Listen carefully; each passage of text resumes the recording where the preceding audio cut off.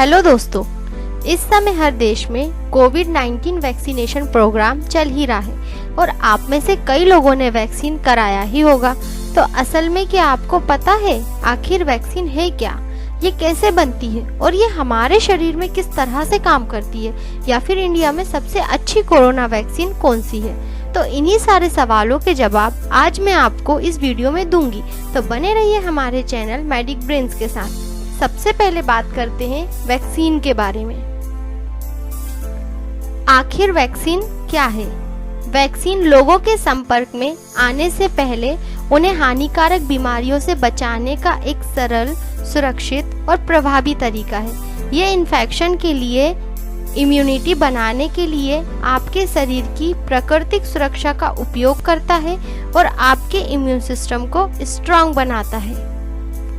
इसी के साथ आगे बढ़ते हैं और देखते हैं कि कोवैक्सीन, कोविशील्ड और स्पुतनिक वी, ये सारी वैक्सीन्स को इंडिया में अप्रूवल मिल चुका है। तो चलिए जानते हैं कि ये वैक्सीन आखिर बनी कैसे है और ये हमारे शरीर में किस तरह से काम करती है। सबसे पहले आती है कोवैक्सीन। इस वैक्सीन को इंडिया के ICMR और नेशनल इंस्टीट्यूट ऑफ वायरोलॉजी के कोलैबोरेशन से बनाया गया है। कोवैक्सीन को पारंपरिक इनएक्टिवेटेड प्लेटफॉर्म पर बनाया गया है, यानी इसमें डेड वायरस को शरीर में डाला जाता है जिससे एंटीबॉडी रिस्पॉन्स होता है और शरीर वायरस को पहचानकर उससे लड़ने लायक एंटीबॉडीज बनाता है। अब दूसरे नंबर पर है कोविशील्ड वैक्सीन। ये वैक्सीन ऑक्सफोर्ड यूनिवर्सिटी और एस्ट्राजेनेका द्वारा बनाई गई है। कोविशील्ड एक वायरल वेक्टर वैक्सीन है।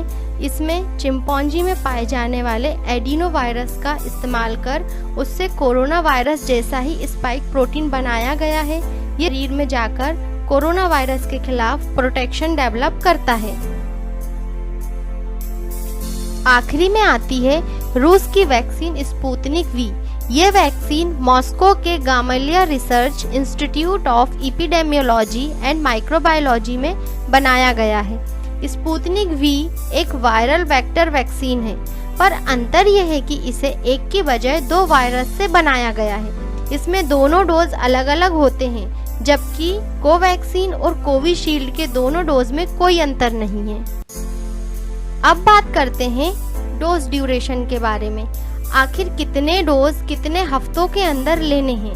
तीनों ही वैक्सीन 2 डोज वाली हैं, यानी इम्यून रिस्पॉन्स के लिए 2 डोज लेना जरूरी है। ये वैक्सीन इंट्रामस्कुलर यानी कंधे के पास हाथ पर इंजेक्शंस लगाए जाते हैं। कोवैक्सीन के 2 डोज 4 से 6 हफ्ते के अंदर लगाए जाते हैं। Covishield vaccine.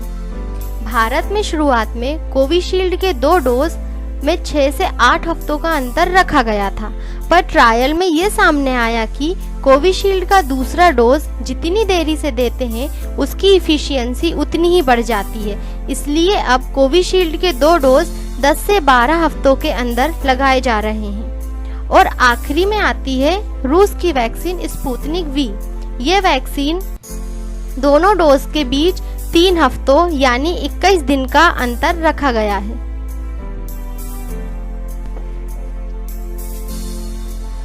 जब बात इफेक्टिवनेस की आती है तो तीनों ही वैक्सीन काफी इफेक्टिव है। WHO के पैमाने पर तीनों ही खरी उतरी हैं। अभी भी क्लिनिकल ट्रायल्स के डेटा आ रहे हैं और इन वैक्सीन के असर के बारे में स्टडी जारी है। कोविशील्ड के ट्रायल पिछले साल नवंबर में खत्म हुए थे। इसकी इफेक्टिवनेस रेट 70% है, जो डोज का अंतर बढ़ाने पर बढ़ता है।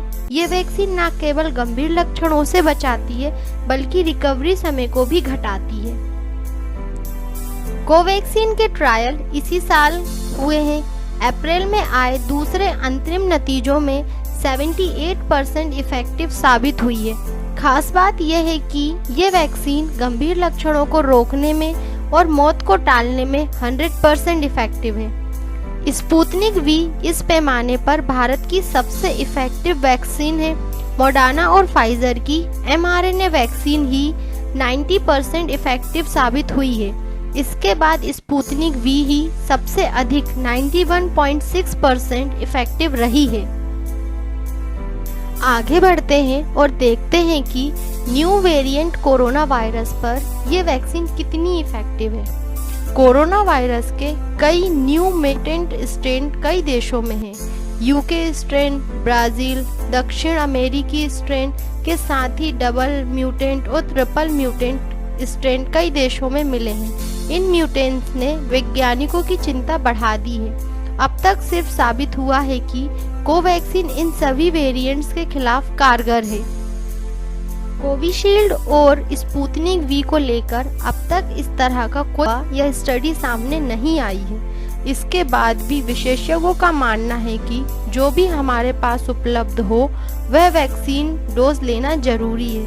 इस तरह से ही आप न्यू म्यूटेंट स्ट्रेन और वेरिएंट को फैलाने से रोक सकते हैं। अब बात करते हैं कोविड-19 वैक्सीन के साइड इफेक्ट्स के बारे में। तीनों ही वैक्सीन के साइड इफेक्ट्स लगभग एक से ही हैं। ये तीनों ही वैक्सीन इंट्रामस्क्यूलर होने के कारण हाथ में काफ़ी अंदर तक सुई जाती है, जिससे इंजेक्शन की साइट पर दर्द, सूजन बेहद आम है।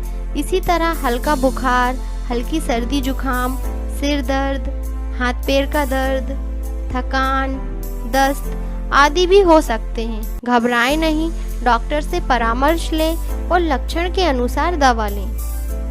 अब बात करते हैं कि कोविड-19 वैक्सीन किसे नहीं लेनी है।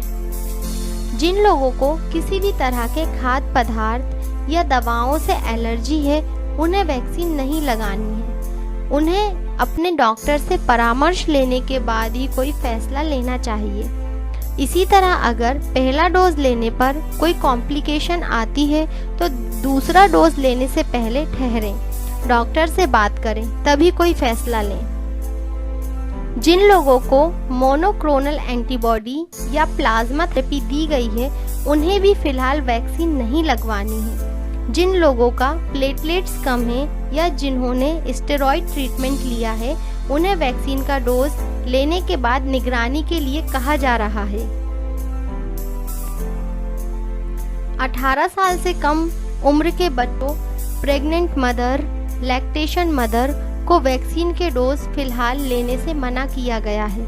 हालांकि कुछ देशों ने 18 साल से कम उम्र के लोगों पर वैक्सीन के ट्रायल पहले ही चालू कर दिए हैं। उनकी स्टडी के ट्रायल के रिजल्ट और इफेक्टिवनेस के आधार पर जल्द ही 18 साल से कम लोगों को वैक्सीन लग सकेगी। साथ ही जिन लोगों में कोरोना लक्षण हैं या जो पूरी तरह रिकवर नहीं हुए हैं, उन्हें भी थोड़ा रुककर वैक्सीन डोज लेने की सलाह दी गई है। आगे बात करेंगे कि आखिर इन वैक्सीन्स का असर कितने दिन तक रहेगा। ये सभी वैक्सीन्स बहुत ही कम समय में बनी है, तो कहना बड़ा मुश्किल है कि कितने समय तक इनका असर रहेगा। फिर भी कुछ विशेषज्ञों का दावा है कि कोरोना वैक्सीन के खिलाफ बनी एंटीबॉडीज 9 से 12 महीने तक तो कम से कम इफेक्टिव रहेगी। वैसे हाल ही में फाइजर की वैक्सीन को लेकर ये बयान जारी हुआ है कि साल भर के अंदर तीसरा डोज लगाने की जरूरत पड़ सकती है। इसे देखते हुए फिलहाल किसी भी नतीजे पर पहुंचना संभव नहीं लग रहा है। फिलहाल जानकारी इतनी ही है कि ये वैक्सीन मौजूदा संकट से दूर रखने में कारगर है। अब बात करेंगे कि सबसे अच्छी कोरोना वैक्सीन कौन सी है। अब तक आप ये जान गए होंगे कि कोविड-19 इन्फेक्शन से बचने का एकमात्र तरीका वैक्सीनेशन ही है। इसी के साथ ये जानना भी जरूरी है कि वैक्सीन जो WHO द्वारा अप्रूव्ड होती है, उसे WHO द्वारा बनाए गए सभी पैमानों पर सफल होना जरूरी है, लेकिन इनकी इफिशियंसी में वेरिएशंस हो सकते हैं। इन तीनों ही वैक्सीन में कुछ असमानताएं हैं और लाभ भी, जो इन्हें एक दूसरे से अलग करते हैं। कोविशील्ड दुनिया की सबसे लोकप्रिय वैक्सीन में से एक है, जिसका इस्तेमाल ज़्यादातर देशों में हो रहा है। WHO भी इसकी इस्तेमाल की आपात मंजूरी दे चुका है। वहीं बात करें कोवैक्सीन की, तो ये भारत के साथ साथ Iran, Mauritius, Mexico, Philippines, Nepal, Zimbabwe, Guyana जैसे देशों में भी आपातकाल मंजूरी के साथ उपयोग की जा रही है। ये वैक्सीन कोरोना के इंडियन वेरिएंट के साथ साथ अनम्यूटेंट स्ट्रेन के खिलाफ सबसे प्रभावी और असरदार वैक्सीन बनकर उभरी है। इसी तरह स्पुतनिक वी को भी भारत समेत 60 से अधिक देशों में अप्रूवल दिया गया है, जो इसकी उपयोगिता को भली भांति दर्शाता है। अच्छी बात यह है कि तीनों ही वैक्सीन्स कोरोना के गंभीर लक्षणों और मौतों को रोकने पूरी तरह सक्षम है। दोनों डोज लेने पर आपके शरीर में इतनी एंटीबॉडीज बन चुकी होती है कि कोरोना इन्फेक्शन होने पर उससे लड़ सके। अगर दोनों डोज लेने पर भी इन्फेक्शन हुआ तो भी वह सामान्य सर्दी जुकाम जैसा होगा और काफ़ी कम दिनों में ठीक भी हो जाएगा। इसी के साथ ये वीडियो ख़त्म होता है। आई होप गाइज आपको कुछ इम्पोर्टेंट इन्फॉर्मेशन ज़रूर मिली होगी। और हाँ दोस्तों, आप सभी से रिक्वेस्ट है कि वैक्सीनेशन ज़रूर करवाएं। Thank you.